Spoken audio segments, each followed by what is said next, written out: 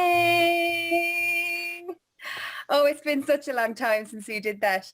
It is such a joy, in the truest sense of the word joy, to be with you this morning for this very special edition and big return of the Coffee at 11 show. Your wonderful host, Colm O'Brien, is standing by, and a great guest we're really looking forward to listening to this morning, Tariq. It's lovely to have you here. As you know, my name is Princess Shelley, and I'm joined by the wonderful team, Katrina O'Brien, who's our chief editor, Eamon Smith, who is our Celtic warrior Buddhist monk, and of course our technical crew, where is he, Tim Kelly, and we're all watching the door this morning. Zoom has some brand new settings, which means we have to admit everyone as they come in. For security, guys, as you all know, we ask you to keep your microphones muted throughout the show unless invited by a member of the team to unmute to ask a question a little bit later on. So be ready for that. And if you would like to ask a question, raise your hand, and when invited, that's the only time really the mics get unmuted. This is how we applaud in Zoomland, as you all know, and we just saw most of you do it. You all remember so much from our previous series. And during the conversation with Colm and Tariq, if there's anything that resonates or that you like, by all means, we encourage that level of engagement in the cafe. And finally, just before I hand over to Eamon for our mindful moment, I would also just like to remind you about that all-important chat box. We'll have a special little section, sparkly section of the show, where we'll invite comments, anything you want to offer into the chat box. We'll try to get to all the comments in a few questions. Do familiarise yourself with that, and we'll have a chat a little bit later on and share your valuable comments with Tariq. So without any further delay, I'm only delighted to hand over to Mr. Smith, your Celtic warrior Buddhist monk. Thank you, Eamon. Thanks very much, Shelley. Good morning, everybody. Great to be back. I was marking the time when Shelley sang good morning, good morning. It was 11 seconds past 11:11, which is pretty cool. I love my numbers and my numerology. So on the 1st of the 11th, 1/11, 2020, they do say hindsight is 2020. I didn't know that we're talking about the year. It's great to see you all again. So my role in the cafe is as head of guest services and just ensuring everybody's safety and security, and also just to kind of ground us all, bring us into the present, because the future is absolutely possible and doable, and is only manageable from the present. I'm speaking to you from, I've literally landed in my home. I'm back in my kingdom of my spiritual home of Killarney. So you can be and do and have everything you want. When you remember to ground yourself and create your future in the present. So I'm going to share with you just a couple of minutes of how I sort of magic up my own story and my own journey, and we do so in the present moment. So I invite you all just to stop exactly as you are and just make sure that you're seated, back straight, nice and comfortable, feet on the ground so you won't float away. And just close your eyes and take a nice deep breath in. And I'd like you just to, if possible, place your hands on your lap, facing upwards, and breathe in for a count of 5, 4, 3, 2, 1. And breathe out for a count of 5, 4, 3, 2, 1. And just gently continue this cycle of breath, allowing yourself to fall gently into a very peaceful state. Breathing in for a count of 5, breathing out for a count of 5. Let your thoughts come and go, don't judge them. And as you breathe, I want you to just see yourself standing at the edge of a bridge, about to step onto it. Your bridge can be low to the ground or high off the ground. Behind you is the shadowy cloud of darkness, the past. You can sense this darkness represents fears, perceptions, past. But as you look in front of you, look way out ahead over the bridge, you see this beautiful, bright, brilliant, glimmering light, which has an energetic pull drawing you towards it. And as you take a deep breath in and release this breath, and imagine yourself stepping onto the bridge, stepping forward, moving forward to the light, breathing in and breathing out with each step. And as you get closer and closer to the edge of the bridge, you begin to notice the shadows from the past disappearing. You can no longer see them behind you. Keep taking a deep breath in This is receiving the light, and hold it for a moment. And on the out breath, you're sharing this light, sharing this love. And you can imagine now you've reached the other side of the bridge, stepping off the bridge and into this world of light. All you see is light around you. In this light, you are not your body. You are free. You are an energy field of love and light, powerful, peaceful, supported, loved. Give yourself permission to stand in this light for a moment.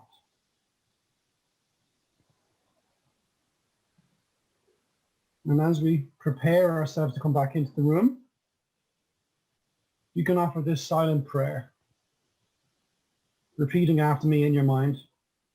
Miracles are seen in light. I choose to see in light, and I choose to bring light with me wherever I go. And in your own time, take a deep breath and slowly, gently open your eyes and come back into the room. And hold this thought with you today as you go about your day. Today, I bring light with me wherever I go. Namaste. Thank you very much, Eamon. Such a scrumptious way to start the show, and indeed a great day to start a Sunday. Thank you very, very much. And without any further delay, I'm only delighted to welcome your wonderful host, Mr. Colm O'Brien, and his conversation with Tariq. Thank you. Over to you, Colm. Doesn't the world feel right this morning? Doesn't the world feel right this morning with Shelley's good morning, good morning.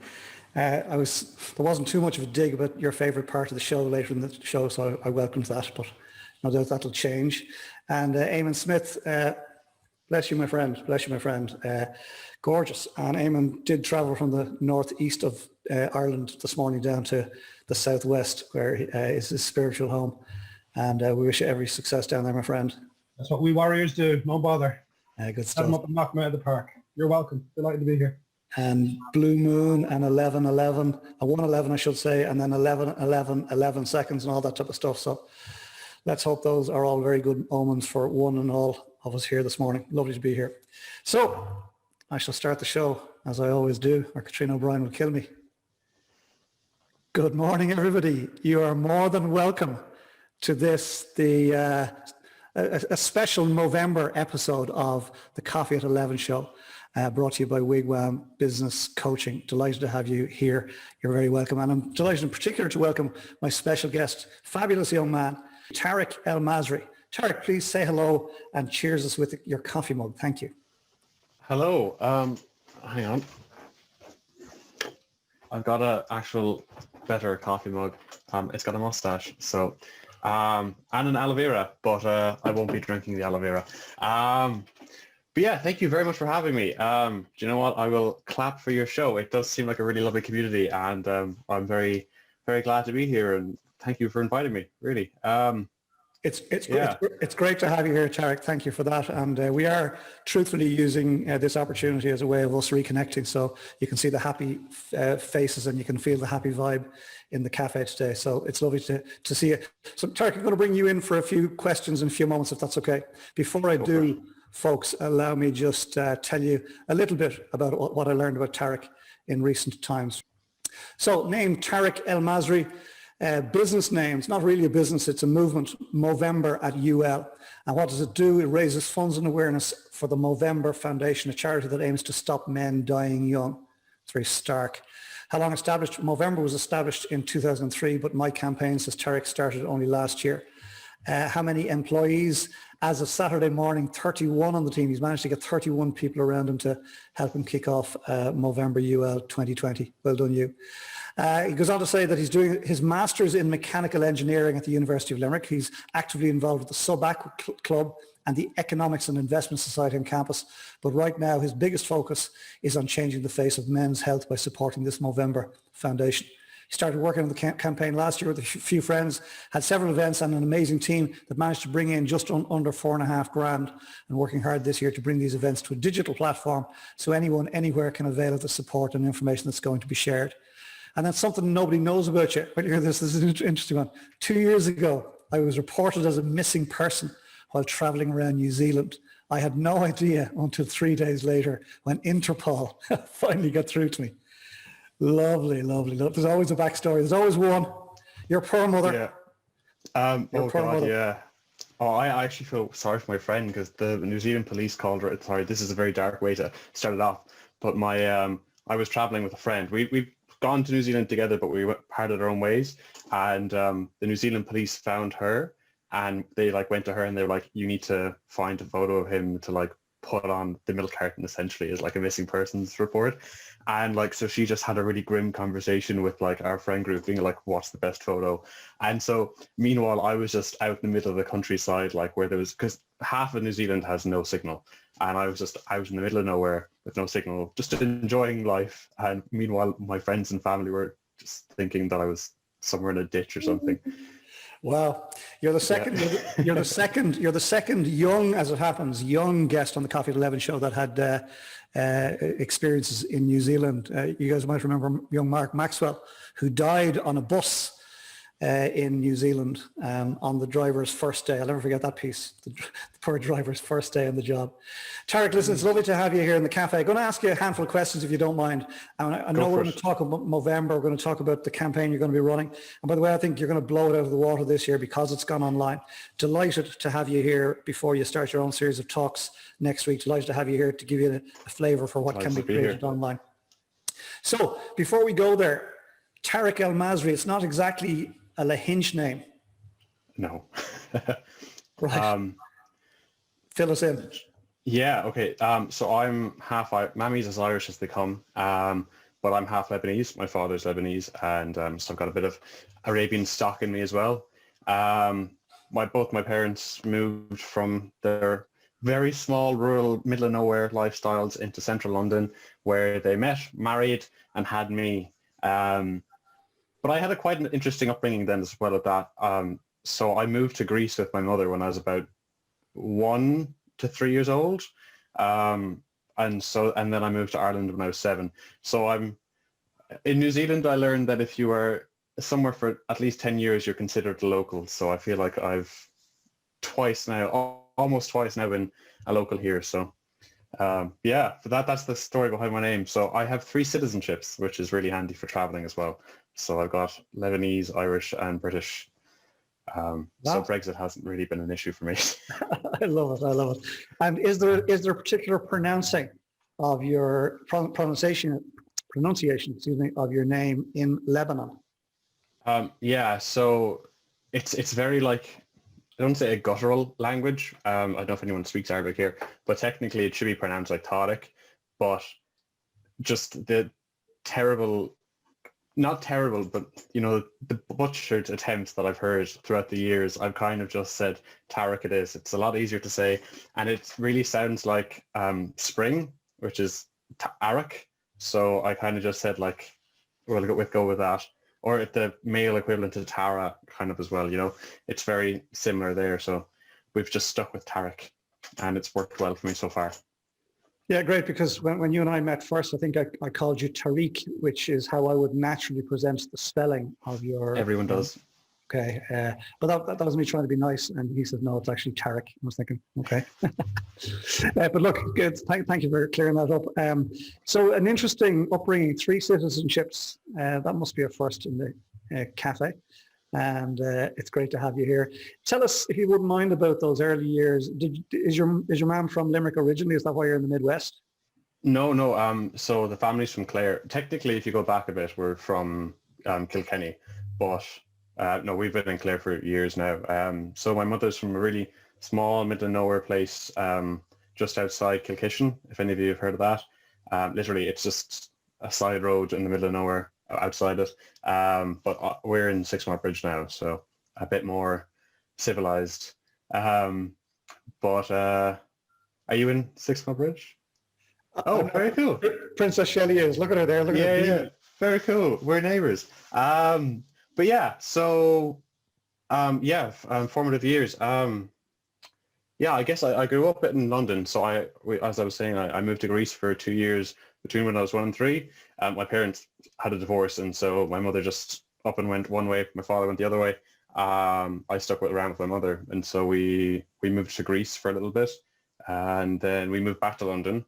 And then my grandmother unfortunately passed away, and my mother kind of realized that she wanted to be closer to the family. The city life wasn't really for her, and she wanted me to have more of the kind of upbringing that she had, you know, more in touch with nature. And that's something that I really have appreciated. Like, I know that the experience I've had in Ireland is like, just the things that I've managed to get here that wouldn't even compare to what I would have had I had an alternative lifestyle in London. So yeah, so I've been here now, and then I guess that's my formative years. I've always been a mathsy kind of guy, and that's why I went into engineering. I'm kind of regretting it now because I liked maths when there was numbers, and now all my maths is just letters, and Greek letters as well. It's not even English, or Roman characters. So it's getting tricky, but yeah, and I guess that's kind of what brought me to my course. Yeah, well, before we go there, so now we've established you're actually a local. And by the way, when I met Tariq online for the first time, he sent me this lovely connection request, and I have to admit here, I wonder is this one of the deadly sins, but I have to admit to being somewhat envious of your beard and mustache in your profile photograph. When did the beard come off? It came off this morning, did it? No. Oh, this is actually so embarrassing. I don't know if any of you use TikTok, but I've gotten really into TikTok because I figured, you know, it's one of those places that you have like such a chance to blow up really easy. And so I was like, well, if I want this campaign to really blow up, you know, I can try Instagram, but it's kind of hard to get traction. You need to really force it. Whereas TikTok, you can just get lucky. And so I've been working away on it. And then there's this thing called, and this is so embarrassing, but that's the way to work TikTok, is a thirst trap. And it's where you just make a video where it's very enticing, shall we call it. And so there's this particular theme, or this particular song that people do, it's a bathroom take. And so I said, I'll do my shave down to that. But the official shave down was on Saturday, sorry. No, it was Friday. So I did that. And so if anyone wants to go find that, you're welcome to look at it. I'm getting better. Ladies, you might do us the respect of staying in the room till at least we finish before you go searching for Tariq in the bathroom to TikTok. It was, I'll admit, it was a little embarrassing at first, but the actual Movember Foundation put it up on their own Instagram story. So, I mean, it went, and this random lady from Germany tagged me in it. Like, I didn't even know Movember put it up, but I just got this message from this random account I'd never heard of. And it was like, they tagged you in a story. And then I was like, oh, how did this get to Germany? And I was like, did she find it on TikTok? So I messaged her about it, and she was like, no, we've, I found it on the Movember page. You're on there. And so I was like, okay, cool. Well, it's going somewhere. She isn't known as 503654 by any chance. No, she's definitely not. Her username does have numbers in it, but it's not that. All right, okay. That's a private joke for those of us that were in before the show started. Tariq, fascinating stuff. Where did you go to school? So I started out in St. Mary's. No, but anyway, it was a lovely primary school in London. And then I came here and I went to the Six Mile Bridge Primary School. I went to St. Cayman's School in Shannon. And now I'm going to UL, and I've been there technically I've been there for 6 years, but I took a year out in the middle to go to New Zealand when I disappeared and Interpol were looking for me. But yeah, so I'm in my 5th year technically at UL. And you're looking healthy because of a certain company that was supplying with school lunches, if I'm not mistaken, back in the day. Yes, that is true. So St. Finocta's Primary School, one of our healthy meal options, well, our only healthy meal option, well, you know what I mean, was Carambola Kids. And so it's come full circle. I have met the man who fed me as a child. And I've so thank you for those. We'll have to call you Johnny from now on, because the book is called Feeding Johnny. So Tariq has now become Johnny Maloney. Great stuff. So you're a mathsy. Were you a bit of a nerd? Oh yeah, 100%. There's no denying it. I was a space kid as well and a dinosaur kid. I did both. Full nerd. I dorked out. I can't deny it. Yeah. I had pardon? Did you have friends? Yeah, it was tough when I first moved to Ireland. I won't lie. Because I was different. I had a different name.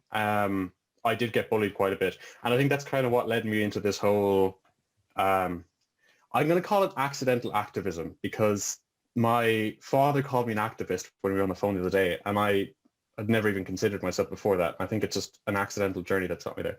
But, you know, I did really struggle to find friends when I was in primary school.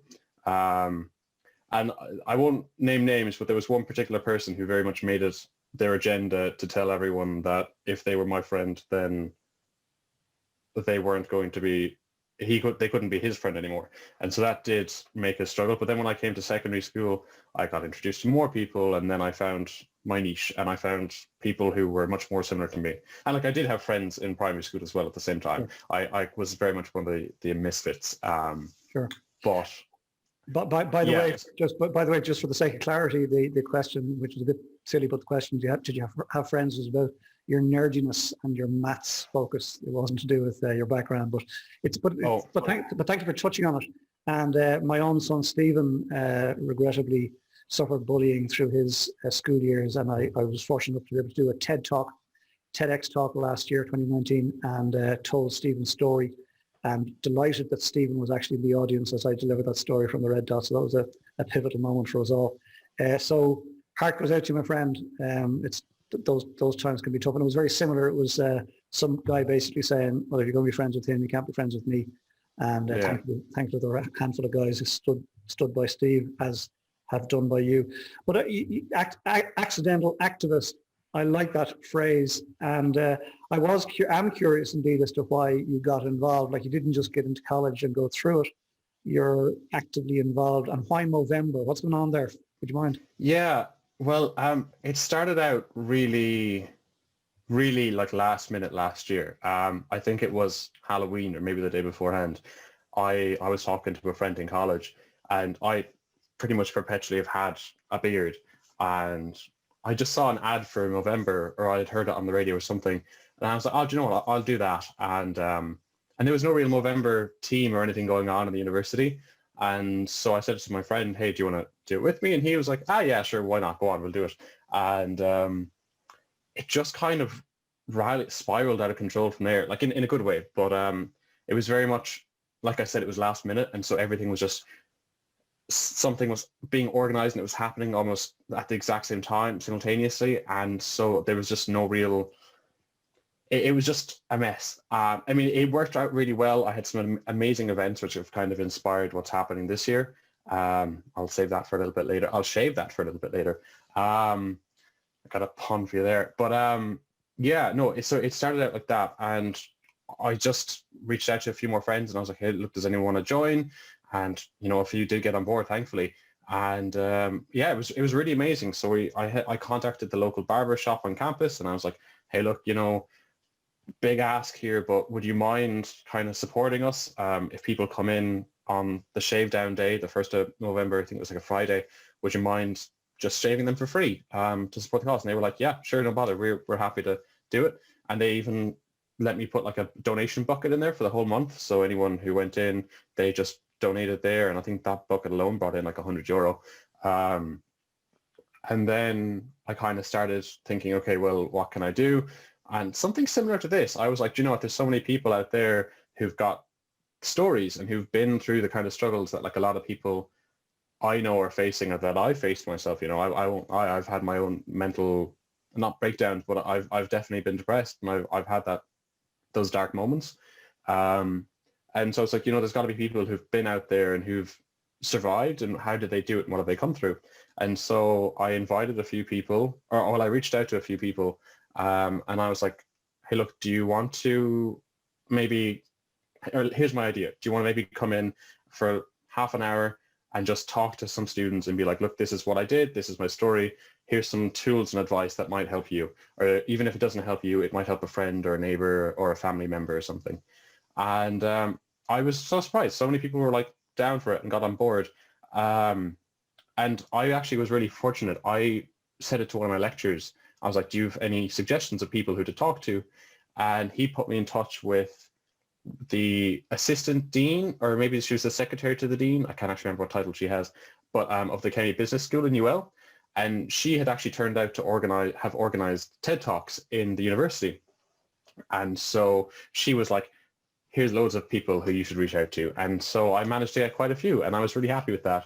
And as the events kind of took off, more people got involved with actual fundraising. And then I finished it all up with a table quiz called I Must Ask You a Question, because I really do love puns. And it was amazing. I think we managed to bring in €4,470. And just to kind of touch on what Colin was saying there, that you think will do well this year, we have. So I think you mentioned there when you were kind of introducing me that I had a team of 30 as of Saturday. It's currently now at 44. And last year, as I said, €4,470. This year, before, today's the 1st of November. That total last year was at the end of November. We're at €5,952. So we smashed last year's target already, and it hasn't, and that was last night, so that's even before this started. So I'm over the moon, honestly. It's way more. I was honestly, I don't want to say pessimistic, but I had a bit of a realistic pessimism going into this, being like, money's tight for a lot of people this year. Stuff is, people have lost their jobs. People are like being a bit more money conscious of like, supporting local businesses as opposed to like international charities. And, there's a lot of kind of reasons why people would choose to not donate this year. And so my biggest focus, was more about like awareness and spreading the message and just having these events for free that people can avail of, because, there's tools and advice that someone, even if it's just one person throughout the month, if they can avail of it, then, that's the most important thing. But I'm so over the moon. Like we've absolutely smashed it. And, it's an amazing team. So I can't be more over the moon. Tariq Masri, that is just wonderful. I was watching the faces light up on the spontaneous silent boom bust. That, by the way, is the deaf community clap. And okay. That's what we've adopted. So you might adopt that for your Mo Talks. I think that's what they're going to be called now, Mo Talks. Is that right? In the Mo Cafe. In the Mo Cafe, is that right? It's a lovely idea. Yeah. Wonderful. And come here, what's the figure you and I decided upon the other day? The figure? Yeah. Oh, what was it? 10K. I was very much, it was a very, sure, that's a great idea, kind of moment when you said it. And so, but I actually, do you know what? I'll say, yeah, maybe, hopefully. I think I've got, what do I have? I've 5 and 12. So I've 17, 12? Yeah, I've 17 events throughout the month. 18 if you count this one. So hopefully, like between them, they'll bring in a bit of a pretty penny themselves. And as I said, there's 44 people on the team, and everyone's fundraising and doing some amazing stuff and putting out stories and really creating content that's pulling at people's heartstrings. So do you know what? Maybe 10K might actually be achievable. Do you know what? Don't even limit it at 10K. The most important thing is you're getting the message out there, and this is a unique opportunity and a unique platform to do that. So the one thing that all of us here, you met some of the fabulous people in the cafe this morning, and most of us have never met in real life. And we're spanning the globe. We've got Kathy in from the States. We've got Christina in from Geneva. We've got Donnacha in from Scotland. We've even got people from Cork in this morning, right? Eamon clearly not doing his job in security. Look, there we go. Very good. I love it. All right, but look, no, it's wonderful. Do you mind touching a little bit? Now this is completely unrehearsed and I didn't prep you for this, but you had mentioned to me that you have a particular reason for wanting to get involved with Movember, or for finding yourself involved with Movember, accidental activist and all the rest of it. Yeah. Are you open to going a little bit deeper into your journey? Yeah, sure. I think it'd be kind of hypocritical of me to have done all this and not. But yeah, totally, of course. I as I said, I've had my own kind of bouts with like dark thoughts and depressive, like a depressed mentality. And I think it definitely did start out young, and I don't really know when it started. I guess it probably started with bullying, but you don't really realize that sows the seeds of darkness until many years on. And you said, I did listen to your son's TED Talks column, or sorry, your TED Talk about your son. And, you know, he had a really brilliant moment in which he said, "Do you know what, that's enough." And then it stopped. I didn't have that moment. I just kind of grin and bared it. And I just waited until it was definitely towards the end of secondary school, the beginning of college, university, that like I really just, that stopped. And I think it's because I really came into my own and I met so many people that I like found my friend group. I think it's a cardinal sin to just associate with the people you went to secondary school with if you go to university, because I went from something like 600 people to 16,000 people, do you know? And I mean, you're going to find your own little network and the people who are like you. And so, and I did find that, and I'm so glad for it. But yeah, so I definitely has there. And I do know that I do kind of go like a sine wave. Here's my math coming in. But like, you know, I have my ups and downs with my mental health. And I wouldn't say it's bipolarism. It's far from it. But, you know, it's definitely like I always try to be optimistic about things and look on the bright side, because I think that's stemmed from my time with New Zealand. So just beforehand, I had got really bad. I had just lost all motivation. I had, I think I had been in education for what, like 19 years or 20 years straight. And I just kind of said, look, enough is enough. I have no motivation. The Irish education system is actually absolutely abysmal. It's all learned by rote, essentially. And you know, I'm not a visual. I'm visual to see things, but I have aphantasia. I don't know if any of you are familiar with it. It's the inability to like close your eyes and think of an image. So you know, and like I'm really bad with like actually like writing fast in exams, and so everything of the examination system is just against me essentially. And so between that and having no motivation, like my grades were going down, and I just kind of said one day, look, something needs to change. And I was,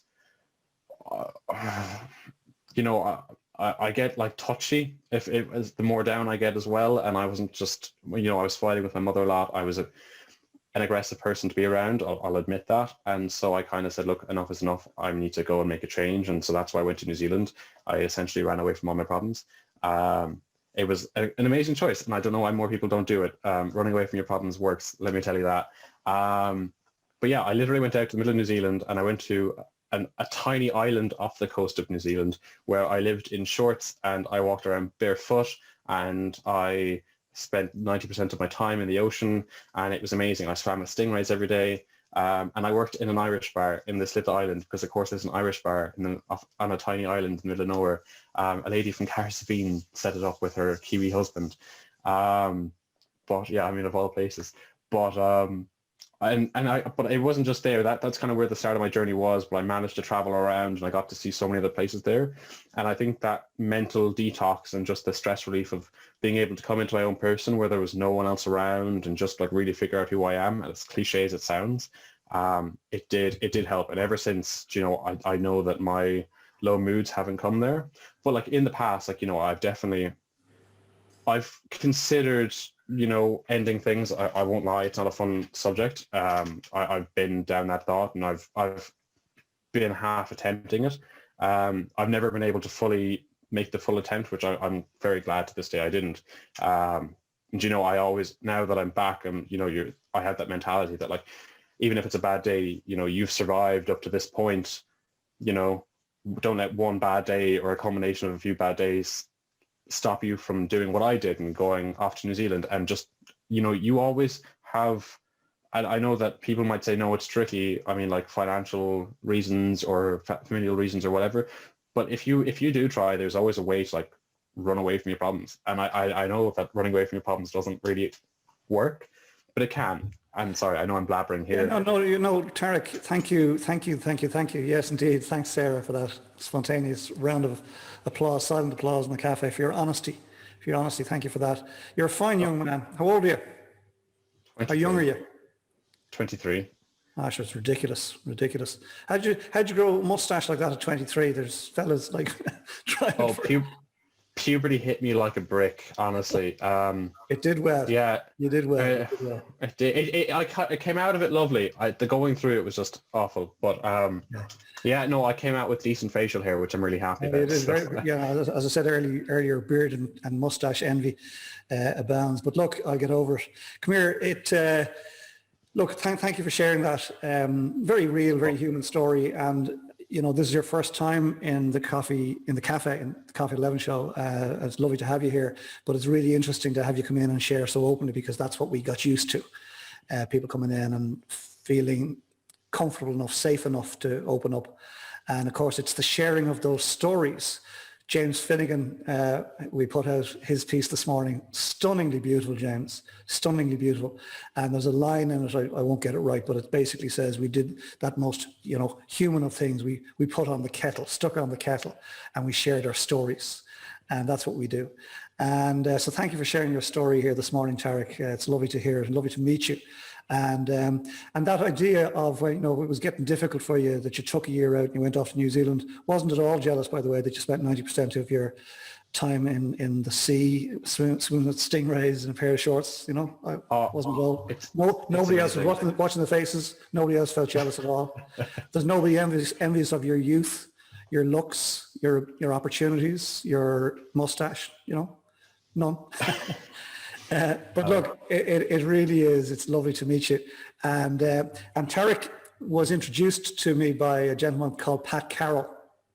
You probably, those of you that know me, know that I love business and I love people and I love connecting.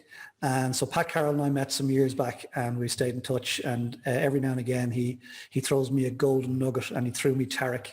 And he said to Tariq, you need to talk to this guy O'Brien. So Tariq reached out.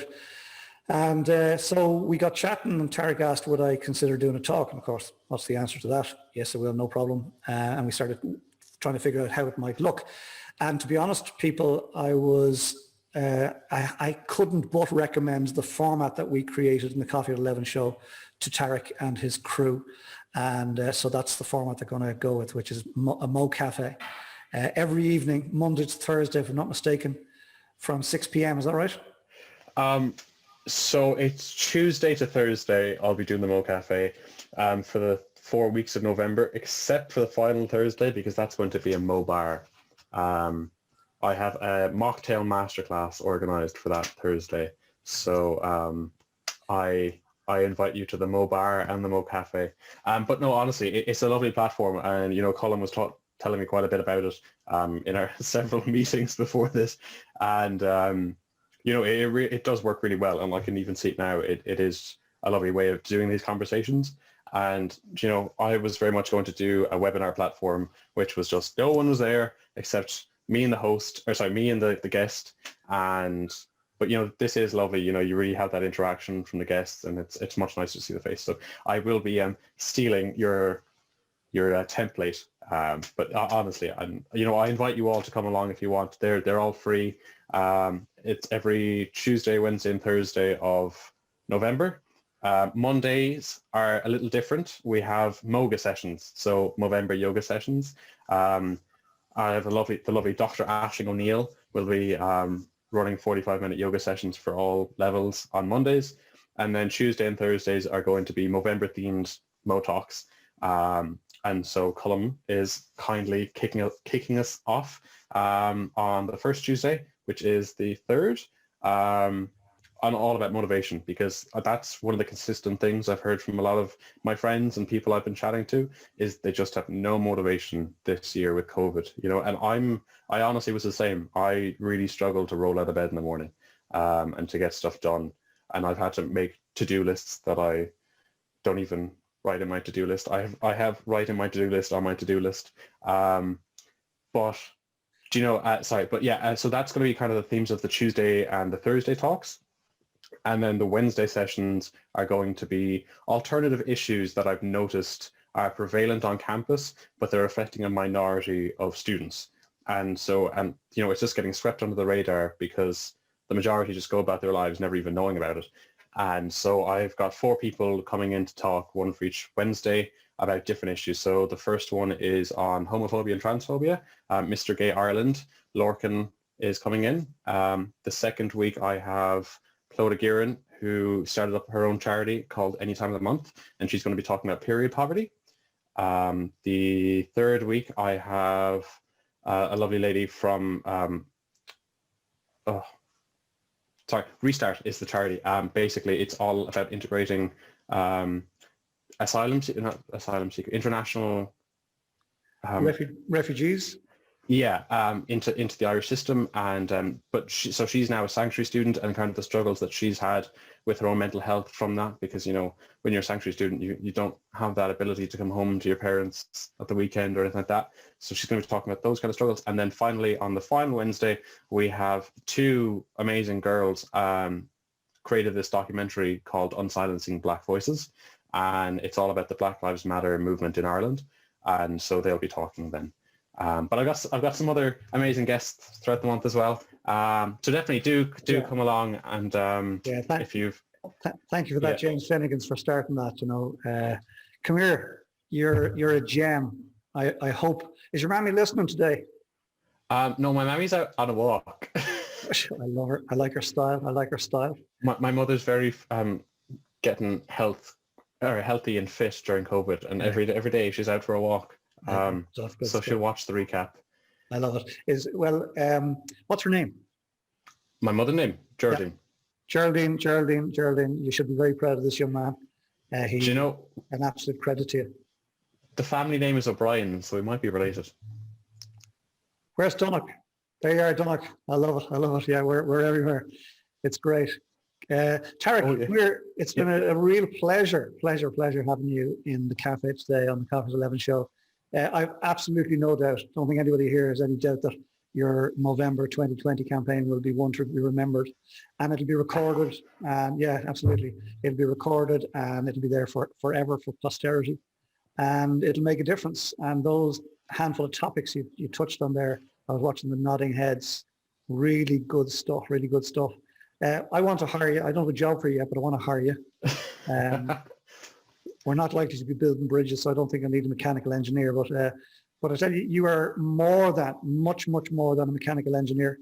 And what you've done through college, what you've done your life journey to date, there's a bright future ahead for you there. But okay, and there's no pressure attached to that, by the way. That's just, you need to step into your bliss, which I think you're doing, and just go with the flow, see where it leads you. But you're destined to make a difference. We'll see anyway, but thank you. We're going to go to Q&A. We're going to go to Q&A from the floor in just a minute, to apparently some people's favorite part of the show. Don't know what that's about. We're going to go there in just a few moments, if that's okay. Before we do, Tariq, what are you taking with you from COVID? From COVID? Good question. I think the biggest thing that I'm taking from COVID is the importance of actually not just reaching out to friends, but actively engaging when you communicate with your friends. So, I'd regularly meet my friends, and it would be the most nonsensical meeting. And sometimes that's just lovely, but it's so important, especially now more than ever, to actually have these substantial conversations and to continuously check in with your friends and your family and just even the neighbor, and just to make sure that they're okay. And I know that times are tough and it's kind of hard to do that physically. So there's such an importance of really just making sure to check in on people. And that's one of the fundamental aspects of Movember as well, is, there's a system called ALEC, which is ask, listen, engage, and check in. And so you ask the person how they're doing, you check in with them afterwards, you engage with them and see, are they going to seek further help, and then you check in with them afterwards to see how the progress is going. And that is such a thing that really is so important right now in COVID, and that's going to be one of the things that I'm going to try and hit home during my own Mo Talks. I think that's my biggest takeaway from COVID, the importance of maintaining those relationships that you've put so much time in building over the years. Wonderful stuff. Wonderful stuff. Thank you indeed, Tariq. Princess Shelley, what's been going on in the cafe? I'm feeling the love from here. I'm not surprised you're feeling the love. Goodness me, it's just You know, I used to, in the early days of the Coffee at 11 show, hop in, don't forget guys, the chat box. And I didn't do it today because I just knew I wouldn't be able to keep on top of all the, lots of love for your story, Tariq, lots and lots of love, and for the cause and the movement.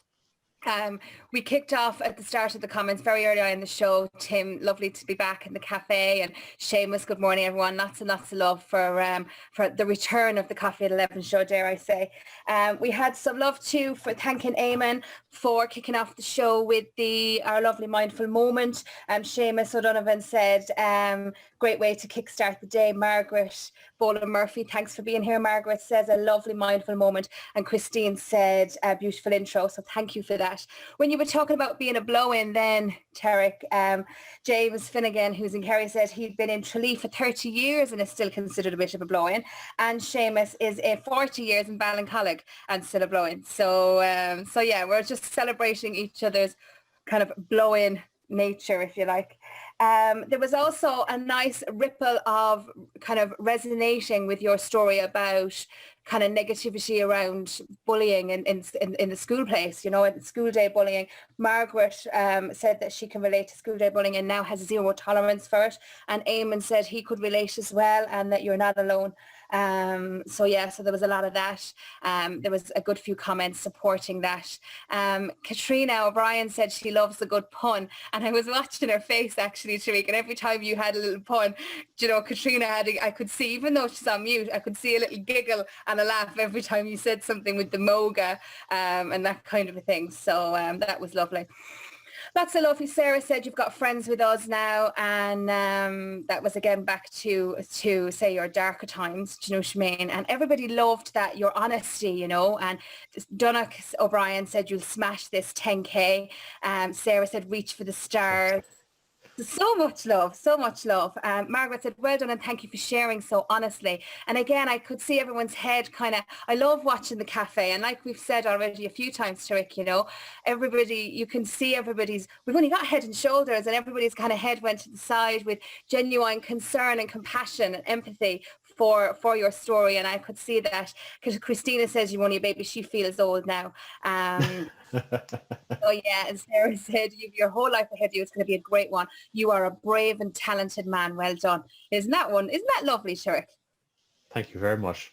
And thank you to all those other comments, really, that they mean a lot. And I do sincerely appreciate everyone. And for those messages. I don't know how to do it, but Katrina is very, very clever on the technical side of things. So we'll send you, Tariq, the script of the comments that have come in, and you can read them for yourself. Because unfortunately, lovely. Thank you. Time kind of goes against us, and I can't share them all. James thanked everybody for his kind words about his offering into the Coffee 11 show, but he said it was all our words, experiences, and stories and sharing that provided that. So thank you. And Dee Kyo, I love sharing your comments, Dee. You said you're an amazing gift to us all. Your true gift is your way, your humility, the way you move in the world, so very natural. I hope you play this back and hear and read the comments. You're so brave. Well done. Isn't that scrumptious? That is lovely. Thank you. That's Just before I invite a question, and be ready to pop your hand up, we may have time for one question. There was a fair bit of interest. There was lots of comments coming in. You'll see when you read back later yourself about how people connect, Tariq, with this. There's a bit of interest in the Moga on the Monday, and your really interesting chats. So like Colm has, by sharing out today's Coffee 11 show link, that's how we've got everybody in the room here. So I'm sure Colm will share it out maybe so that people can link up. But do you want to just tell us, Tariq, the time of day that people could zoom in to be able to be part of this really exciting content? I'm all about delivering exciting content. It's my thing. And so do you want to just share the time, and is it on Zoom? Because we had a good few people asking. Of course, yeah. Everything is on Zoom, and they're all at 6 o'clock in the evening. So it's an easy timetable. Monday to Thursday, 6 o'clock. There's something. I'm actually just going to type in one quick link into the chat box, and that is where you can find everything Sorry, there's a link tree, and so a link tree is a really cool system. If anyone hasn't heard of it, where basically you post a link into it and you create a button, so you can have multiple links in the one link, and so you'll see it. It's very like clear. There's like a TikTok link, an Instagram link, but there's a Moga link, and then there's the Motalks link, and so just for legal reasons, we're going to do the Moga through an Eventbrite, just so that it's got all the kind of legal disclaimers on it. But the Mo Talks are just a click into activate. They're all at 6 o'clock. Great.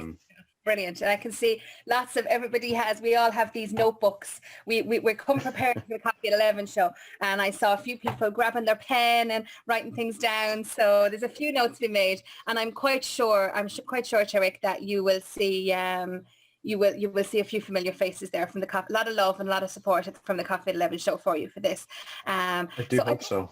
Oh, absolutely, without a doubt. Very, very quickly. As you can see, we're a loving bunch, this lot, this motley. You really are. It's such a refreshing experience, you know. I mean, I've spent the last few weeks on Zoom calls and everyone's just there like this the whole time. Like, when's it going to be over? They're, you know, when everyone's so friendly and engaging, it's a lovely change, you know. So, That's yeah.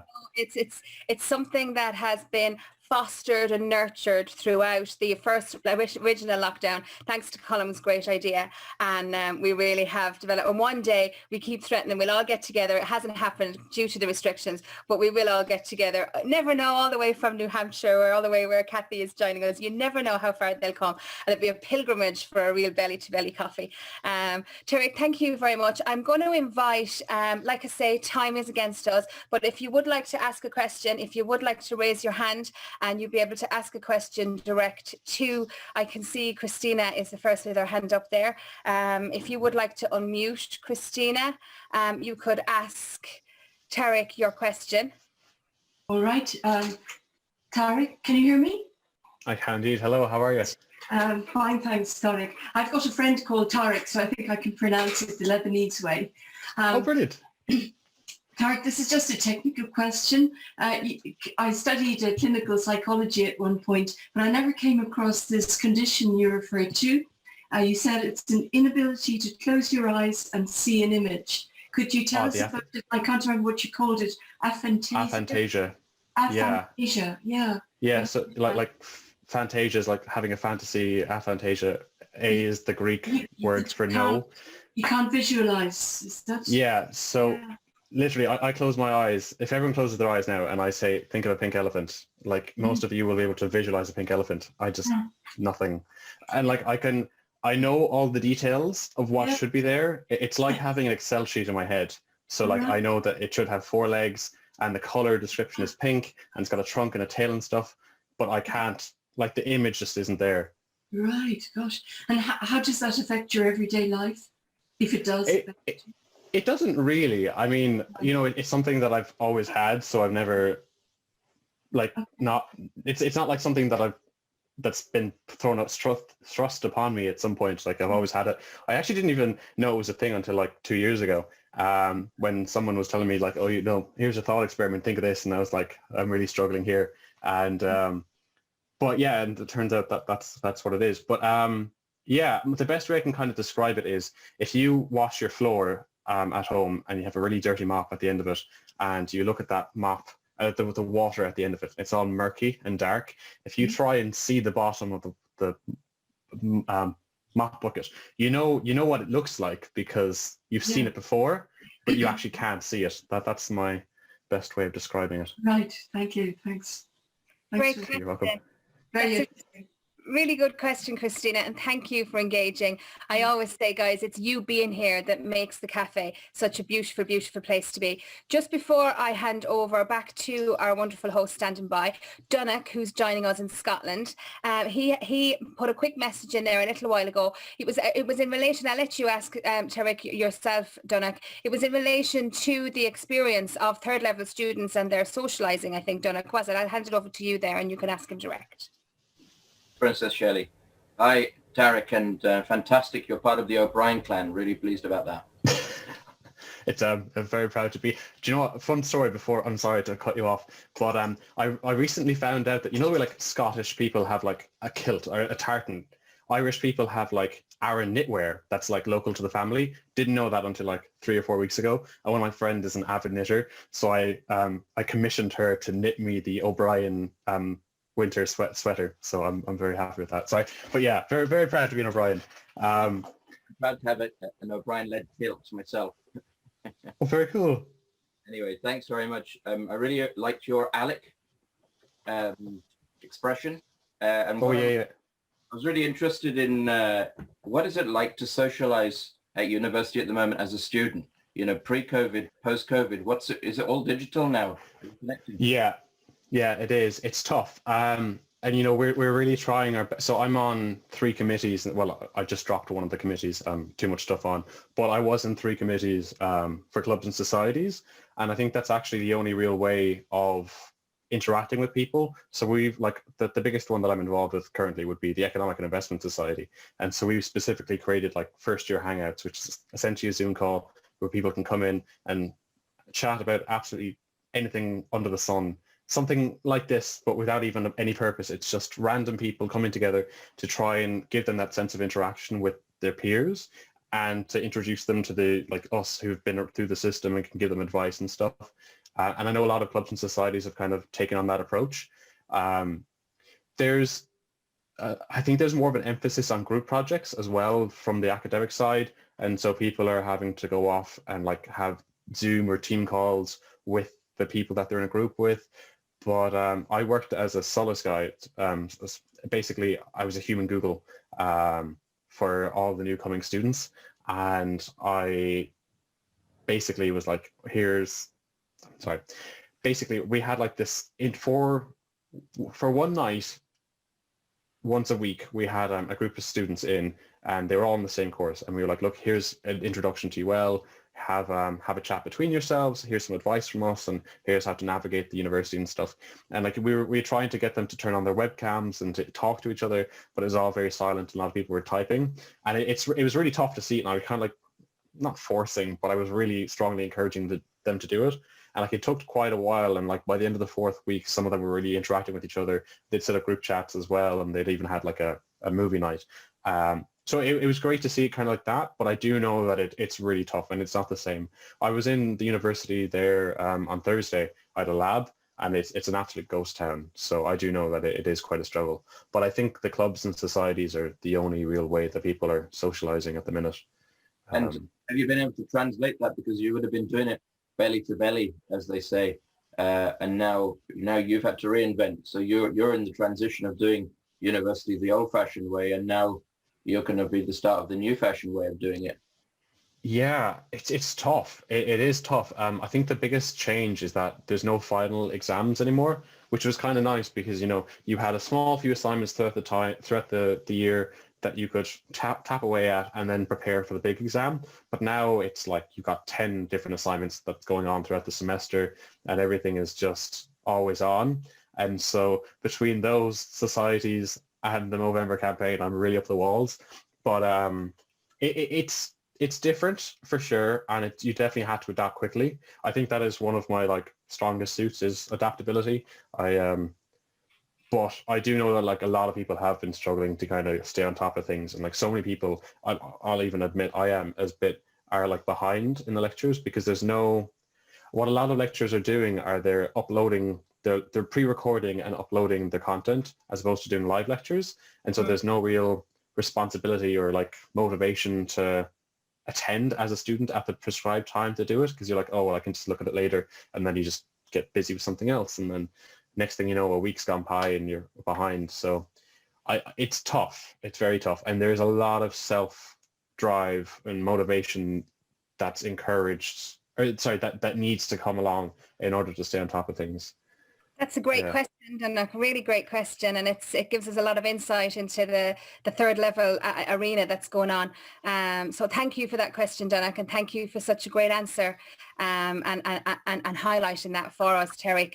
I promise I'll go back to you, Mr. O'Brien, in just a moment. This is not the coup that we were threatening for the last three months or whatever. I promise. Helen, would you just like to ask Tariq? I understand you have a question there. Yeah, very quickly. I hate traveling backwards, but you were talking, Tariq, about not being able to visualize things in your imagination, right? Now, Yeah. the way you described it is exactly the same way as I do, because I see Okay. nothing, just imagining that the bridge was there and that light and what have you. I was, having to repeat those words in my head because I saw nothing. My question is, I can't recognize faces. It's all about associations, beards, moustaches, hairstyles, glasses, association with clothes, the pet that they have, or their environment. I have a bad reputation for being unfriendly because I don't recognize people. I don't recognize their face. And I have to take cues from, other stuff that's not their face or the content of the conversation. I'm wondering, are you the same? Is there a connection there between not being able to recognize faces and not being able to hold an image in your imagination or your mind? Because if I was asked in a lineup to describe my husband, the glasses, the beard and the moustache, the height, it would be all subjective. There's not a fear I'd be able to get a fella to draw out what he looked like. I wouldn't be able to draw what he looked like because I don't even recognize myself in photographs sometimes. I mean, are you the same, Tariq? No, I'm actually quite the opposite. If I can see someone once and I will know, if I saw them again, I'll know exactly where I met them and everything about them. I'm terrible with names. Like honestly, like names are my downfall. But I'm very good with faces. But that is actually a condition. I can't think of the name of it off the top of my head. I have heard of it recently though. It's a minefield and it gets you into big trouble. It's terrible. I'm sure it does. Well, it really does bring to light how unique we all are and how individual we are. And thanks for a great exchange there, Helen, and a great answer with, nope, I'm not like that. Love it. Sorry, I didn't mean to be so blunt. Definitely do look into it though a bit more. I mean, maybe that there is nothing's so strict with these things. Everything's got a bit of a gray area. So I mean, like maybe there are people who it overlaps with, and I'm sure like there's probably some part of the brain that's interconnected. I mean, it's a very amazing system that we have in our brain. It's still not entirely known how it works. So that's great. Thank you so much, everybody, for all your wonderful comments. I love sharing them into the cafe and great questions. Such great laugh. Seamus was asking, are you all be called the Mo Bryans now with Dunnock and so we'll hand back over to the original Mo Bryans, if you like. And thank you very much. Princess Shelley, over and out. Back to you, Colin. Thank you. Princess Shelley, isn't it, folks? It's such a joy to have the Shell back, her HRH, her Royal Highness, coming back in, and yeah, there you go, Sarah Ward, the Princess Shelley slot on the Coffee at 11 show. I think we all missed that. That and Eamon's mindful moment. Come here, Tariq. It's been a joy having you in the cafe today, and thank you for relaxing into it. And I think we got to meet the real Tariq, and it's lovely to have you here, folks. It's been just a joy. That's the only word that comes to mind today, to have you all back in. We've a handful of people who are here for the very first time, not least of which is Tariq, but it's been a pleasure having you here, young man, and we'll watch you with interest, that's for sure. You're a standout guy, and I've absolutely no idea what the universe has in store for you and for us through you, but it's going to be special. So I hope it's good grades. What was that? I said I hope it's good grades. Grades, schmades, Oh, anyway, listen, as Tariq would say, shave the link that he put up for his Mo Talks, and pop in if and when you can. Folks, what can I say? It's been a pleasure meeting you all again. This is, dare I say it, the first episode of season 2. Let's be honest, all right? We just got to figure out what season 2 looks like. It will not be a daily occurrence because it can't be, but we will be back to you soon. So watch this space, and it'll always be the same link. We haven't changed the link. It'll always be the same link. We just got to decide what day and how often, but we'll come back to you on that. And Tariq, I want to thank you for being, the reason why we broke the ice on season 2. We were trying to figure out, we didn't want to force it. And this just became the most natural way of reopening the cafe, taking the mothballs off. So one and all, thank you for being here. Thanks to Wigwam Business Coaching for their ongoing support. Thank you to Princess Shelley for making it very special, to Eamon Smith, aka the Monk, for keeping us all safe and secure, and to Katrina O'Brien, our rock, for making this beautiful for onward dissemination through social media. Tariq, we will have a recording of this sent off to you in the next couple of days. You can put it to good Perfect. use. Thank you. And just finish by saying, Tariq Masri, namaste. Namaste. Thank you very much again for having me. Really appreciate it.